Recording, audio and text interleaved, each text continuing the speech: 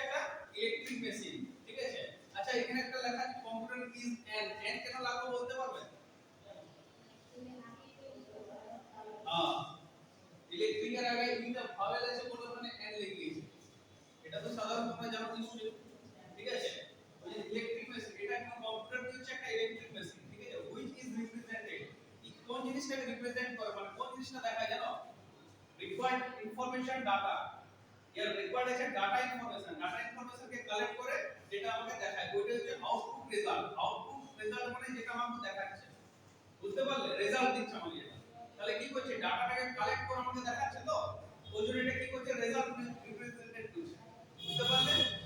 ঠিক আছে। এখানে একটা কথা আছে আউটপুট। আউটপুট কি জিনিস বলে, তার কোনো আইডিয়া থাকলে বলো।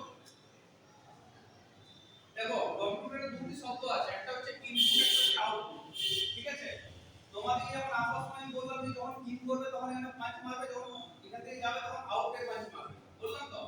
তো ইন কি হচ্ছে, ইন মানে যেটা আমরা কম্পিউটারে দিচ্ছি, আউট কি হচ্ছে কম্পিউটার যেটা আমাকে দিচ্ছে, বুঝতে পারছো? এটা হচ্ছে ইন আর আউট, আউটপুট এন্ড ইনপুট।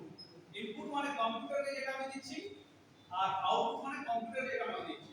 যেমন কিবোর্ড আছে, কিবোর্ডে যেটা আমি কিছু টাইপ করছি, নিজের নাম, ঠিকানা, ডাটা, তাহলে কি হচ্ছে আমি কিবোর্ডের মাধ্যমে কম্পিউটারকে দিচ্ছি, তো তাহলে কি হচ্ছে সেটা কিবোর্ড কি হচ্ছে ইনপুট, বুঝতে পেরেছো? কারণ আমি এখানে দাবো তখন তোমরা দেখাবো তোমাকে।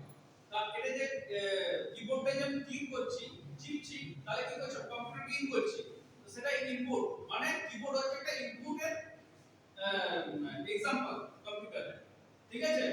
এবার আমি দেখতে পাচ্ছি কিসে, মনিটরটাই, এটাকে বলা হয় মনিটর, ঠিক আছে। মনিটরের মাধ্যমে আমরা দেখছি, তাহলে মনিটর কি হচ্ছে আমাকে দেখাচ্ছে, আমাকে দিচ্ছে, তো সেটা কি হচ্ছে তাহলে